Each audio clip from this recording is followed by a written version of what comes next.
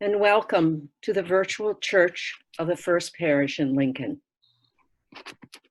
Normally, we would be gathering in our beautiful church beside a field, looking out through the clear windows at the weather and the seasons. For the time being, we are together here and grateful for the company. If you would please keep yourselves muted during this service, and if you have any prayers you would like to be read, please enter them into the chat box. At the present time, I believe we have two announcements from Janet Boynton and Margaret Griffith.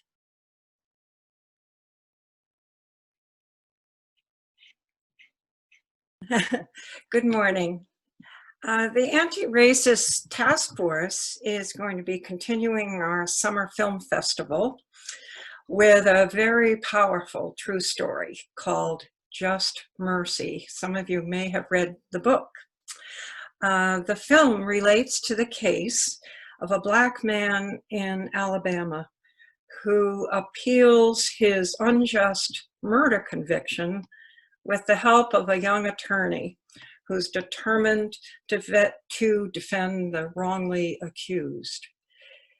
The screening will be on Thursday, July 30th at 7 p.m. online.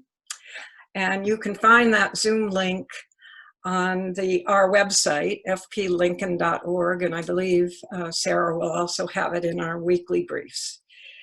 We will have a follow-up discussion the following Sunday, which is August 2nd, at approximately 10:30 following our worship service. So it'll be in parallel with our coffee hour. So I hope to see you all on Thursday, the 30th, for this really very thought-provoking film. Thank you. Good morning, friends. Sarah Bishop let you know last week that there was going to be a need for the food pantry coming along, and we got that news. Sarah isn't able to be with us this morning, so she asked me to let you know the food pantry has done its inventory. They will be giving out food next week, and I'm going to put a link to our Sign Up Genius. I'm also going to put the list in the chat, but these are the items that are needed most desperately: spaghetti sauce, canned vegetables, canned fruits, cereal that's kid-friendly, peanut butter, Progresso soups, salad dressing, laundry detergent, and coffee. So again, that list, I'll have a Sign Up Genius and put the list in the chat, and I hope you're able to be as generous as possible.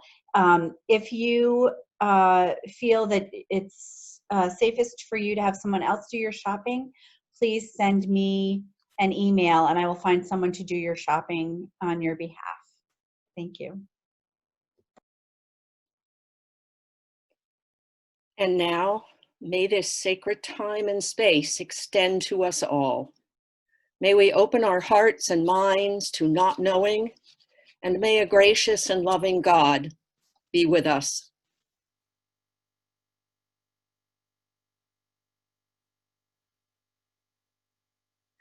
Join me, if you would, in singing our first hymn, We Gather Together. Keep yourselves muted, if you would, please. Thank you.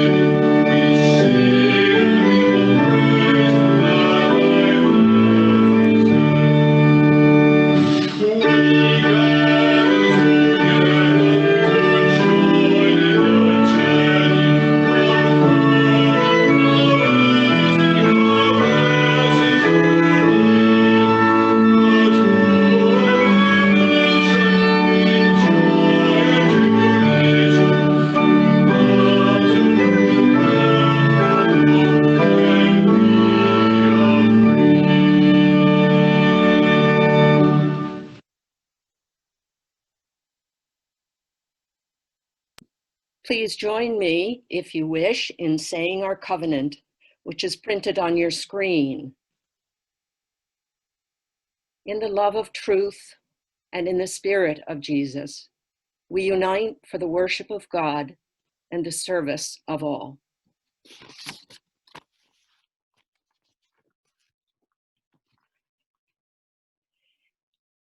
When we come into this world, it is from the eternal to the temporal, from the spiritual to the physical. Each life proceeds from there on a different path. Today, we are listening to short pieces from 4 spiritual autobiographies written by members of our church community. These are excerpts written last winter with Jenny Rankin, interim minister at First Parish. At that time, there were 11 of us, and it was a powerful and sometimes stunning journey. Today, we will be hearing from myself, Ann Hales, Mary Helen Lorenz, and Barbara O'Neill. Let us begin.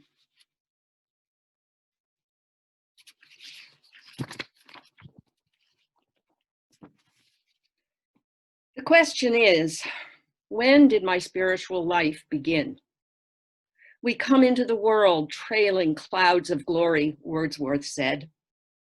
For me, before the age of 7, my world was home, a huge brick, many-roomed house in the suburbs of Cleveland, Ohio, around 1945. Solid, safe, with walls and halls and big windows, open doorways, stairs and bedrooms and cupboards, soft voices and noises, the clicking of spaniel claws on wooden floors, the metal rumble of roller skates echoing off the walls of the downstairs as I did my circles through kitchen, pantry, dining room, hallway, and back to kitchen. There was the quiet of the upstairs, bedrooms and closets and cupboards, halls I tiptoed down in the middle of the night to get to my parents' bedroom. And there was laughter in the bathroom at bath time. There was the sunroom when I was sick, right at the top of the stairs where I could see and hear most movement in the house and watch the coming and going of the important people, my older sister, my mom and Pop and Willie. There was sunshine and trees blowing and the sound of the wind. Where is God in all of this? The words that come to mind are happiness, sunshine, my dad's nickname for me, and magic. There were many times when my child brain got confused between what was real and what came from another place, my imagination. For instance, I believed that the tigers in Little Black Sambo ran round and round, chasing each other's tails and turning into butter in the little pool in my backyard. When I hid in the cupboard, in the linen closet, I was invisible. I was gone. Did I go to church at that time? I don't think so. Santa Claus and the Easter Bunny were magic and real. My body and soul were one back then. God's name was magic, if it was anything. It was mystery, the unknown, the impossible being possible. And my belief in magic was absolute. And when my mother played our grand piano and I sat underneath, ostensibly to watch the pads striking the strings, in fact, it was the sound that filled my head, my chest, my arms, and filled me with a feeling of rightness I did not understand.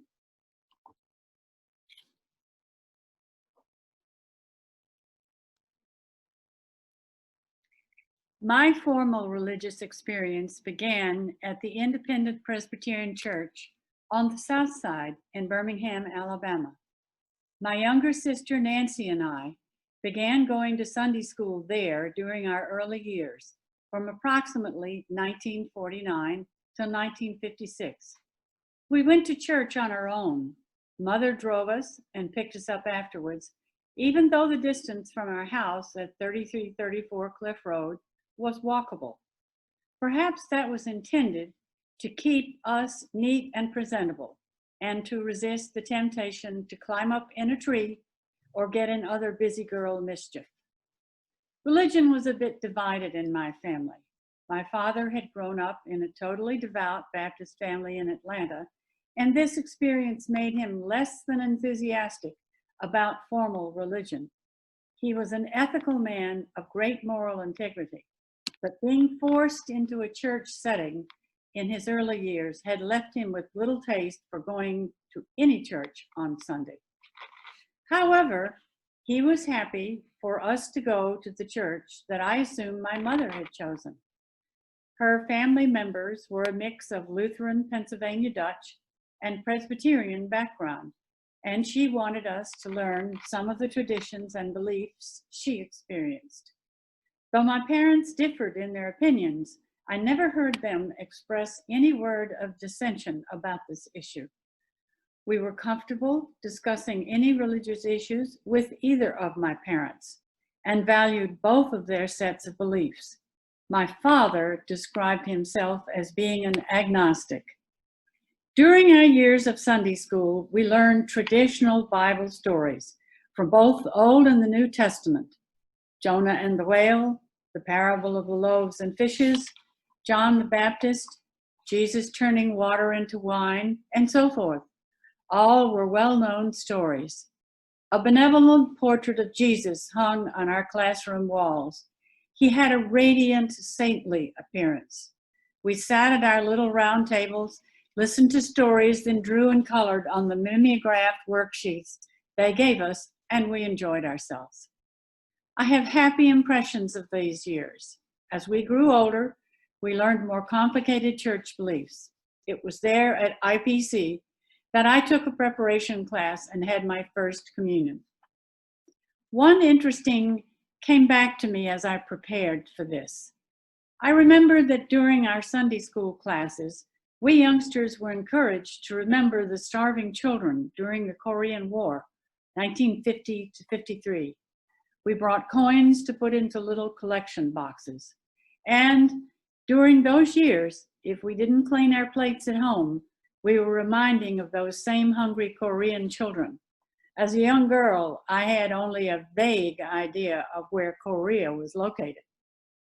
It was only as an adult, visiting South Korea with my husband many years later, that I truly understood the impact of the Korean War on the population and the reduction of the country to a pile of rubble.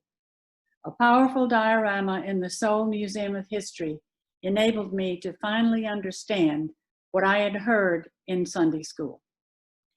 That was not the only thing I learned about these Sunday school years. In preparation for this review of my religious education, I turned to the internet to find information about my childhood church. When I saw a photograph of the front of the sanctuary, I recognized it immediately. Beautiful stained glass windows and dark wood. As I read about the history of this Presbyterian church near my childhood home, I learned from an article published in the Presbyterian Historical Society that the IPC had a fascinating history and was an advocate of racial and harmony and diversity. This is how that story began. In 1915, maverick and charismatic 37-year-old minister Henry Morris Edmonds, on trial before the Presbyterian Church in the U.S. North Alabama Presbytery for doctrinal heresy, walked out of his pastorate at Birmingham's South Highland Presbyterian Church, taking 500 of the church's members with him. Closely allied in the then radical social gospel ministry with Jewish Rabbi Morris Newfield, Edmonds literally led his congregation across Highland Avenue to the temporary 7-year home at Newfield's Temple Emmanuel. Reverend Edmonds addressed issues plaguing the less fortunate, a church focus that would continue from then on. He was also outspoken and fearless and challenged the then very active Ku Klux Klan. The longer I think about my time as a young girl at those round tables at the Sunday school rooms downstairs, the more I suspect that I was learning other lessons during those Sunday school years than just stories from the Bible. Thank you.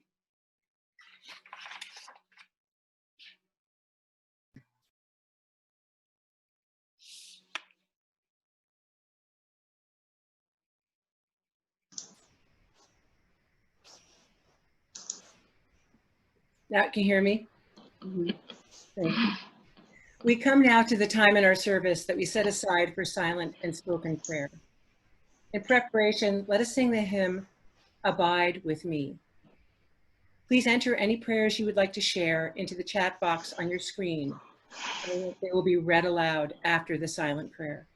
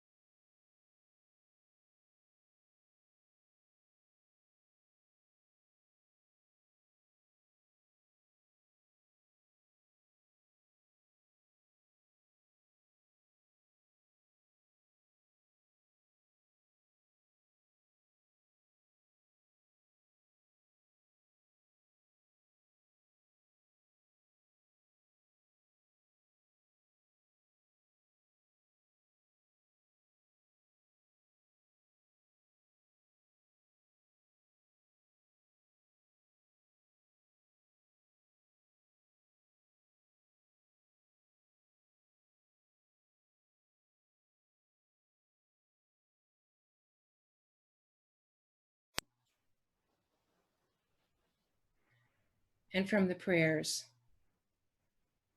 Thank you for the donations to the Lincoln Food Pantry. And if you'll see there's a website you can access for what they need. Praying for the soul of our country. Prayers for the people of Portland, Oregon, as they stand up for justice and peace. Thank you, Janet, for the movie Just Mercy. Excellent.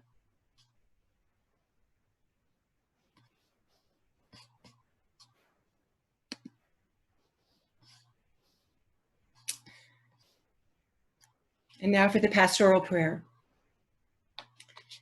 May the light around us guide our footsteps and hold us fast to the best that we seek.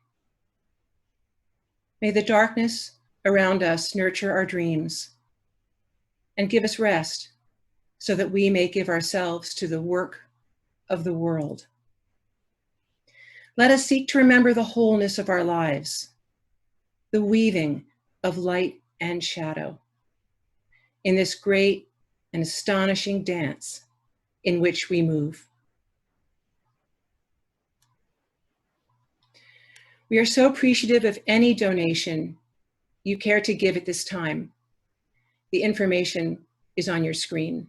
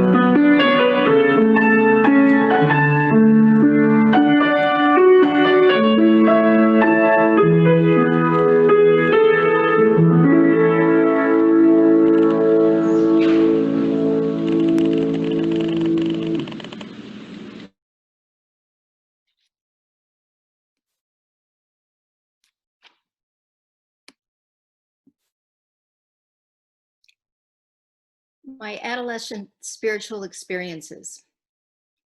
I had few choices about my religious spiritual life as a child. Our convent school and my parents were the managers of books, TV, movies, friends, free time, and most especially my religious observance and thinking. However, senior year in high school, 1966 to 67, a small window opened. Some of us chose to participate in T group training, an early form of sensitivity training. I'm amazed the nuns allowed modern psychology in the door, but maybe they understood that the world we were going out into in 1967 required us to know ourselves better.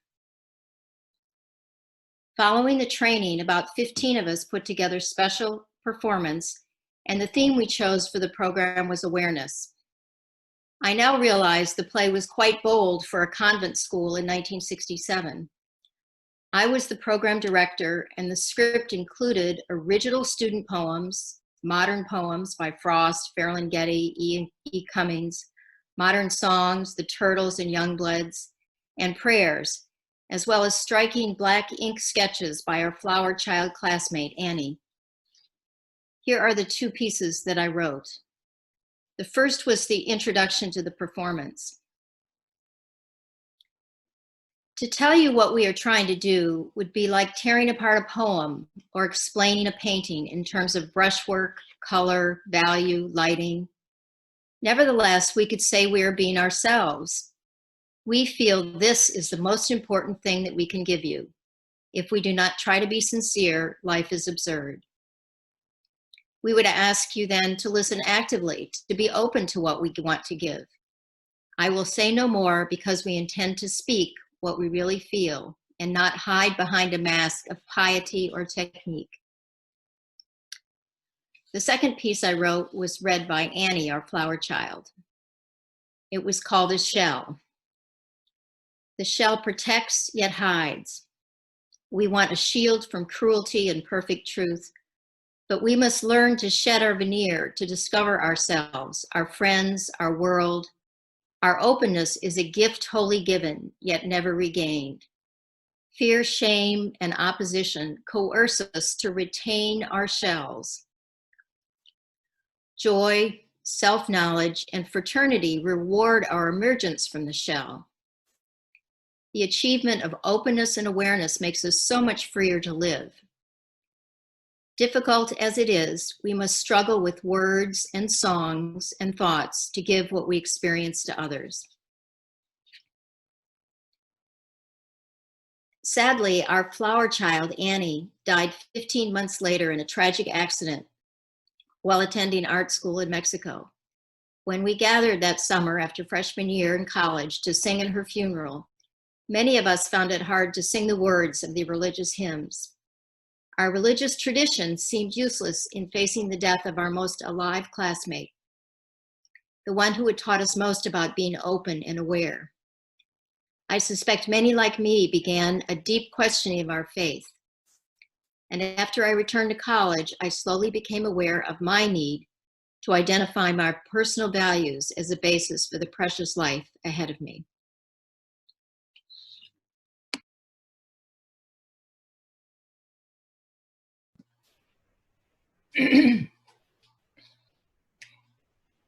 I loved Sunday school.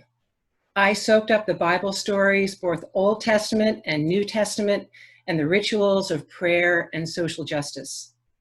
I sang in the choir. In robes, we processed down the long aisles of the Central Presbyterian Church, our voices lifting up to the stained glass windows that sent rays of color, red, blue, yellow, down on us. I felt like I was part of something mysterious and important. Important because adults were there too. When I attended church with my parents, I would notice that my father had his head bent and his eyes closed during prayers. He loved the quiet, he once told me. He appreciated the time out from a busy life. In 7th grade, we moved to the Boston area and church went by the wayside. My family attended Christmas and Easter, but it was not a part of my life as it had been in elementary school. But as a high school senior, something called me back to that still, quiet place where all are welcome. It was the late 60s, and I was involved in political action work, and my brother had been sent to fight in an unpopular war.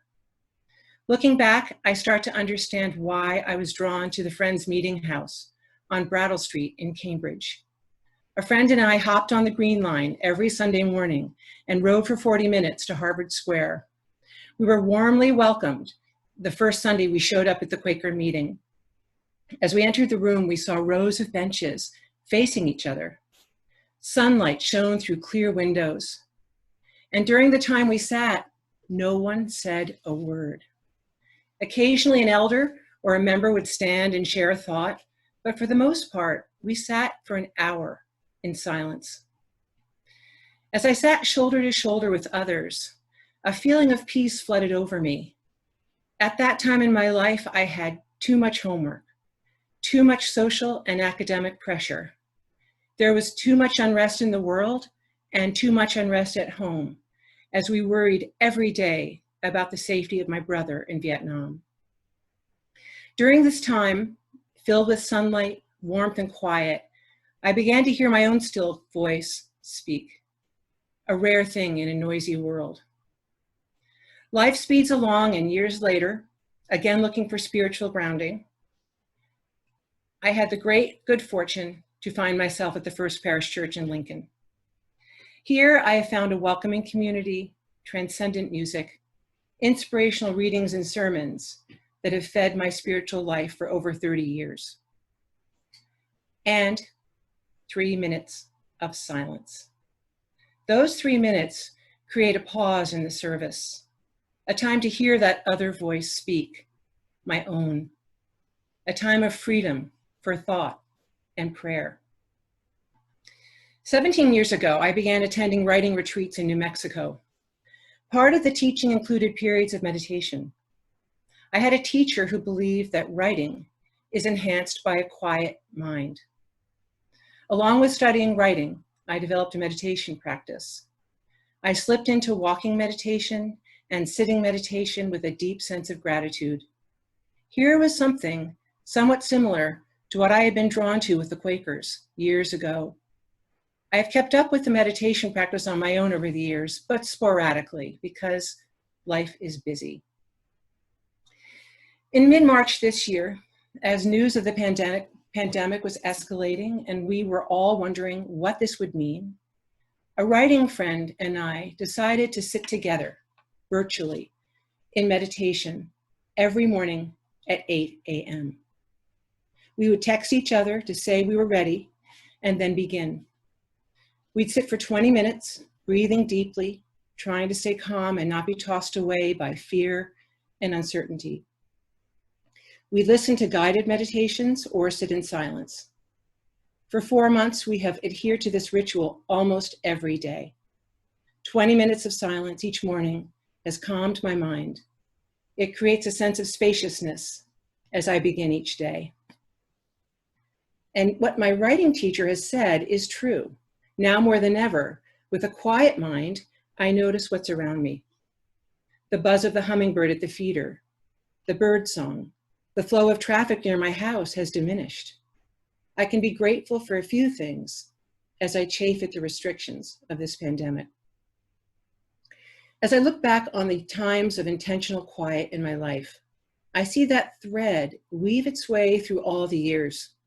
I see my father with his head bowed, the Quakers sitting on their benches, the congregation at First Parish sitting in pews in our beloved sanctuary, sitting in New Mexico by a sacred mountain, and sitting during a pandemic with my friend who lives 3 hours away. This daily ritual of silence has helped me find patience and even some joy. I look forward to the day when I will again sit shoulder to shoulder with many of you in the quiet of our sanctuary at First Parish.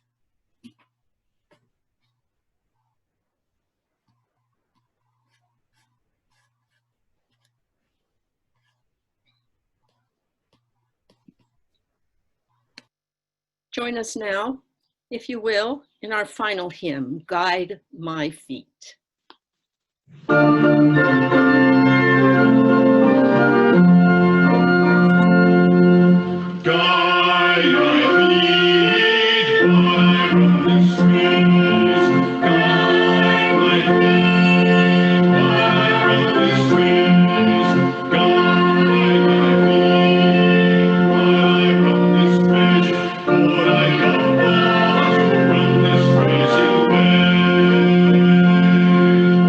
Hold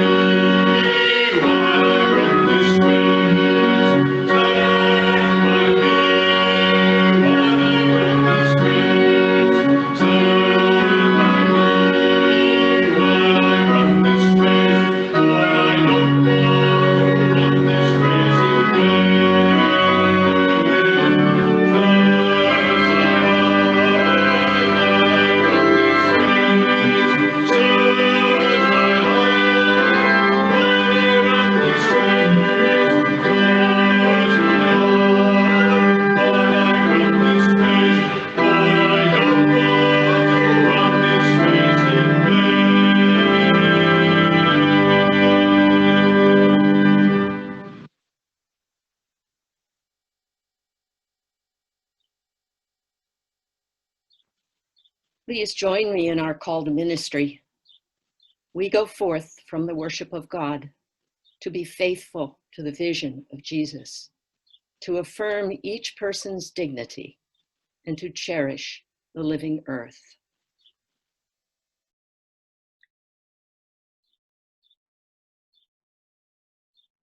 And now, deep peace of the running wave to you, deep peace of the flowing air to you, deep peace of the quiet earth to you, deep peace of the shining stars to you, deep peace of the sons and daughters of peace to you.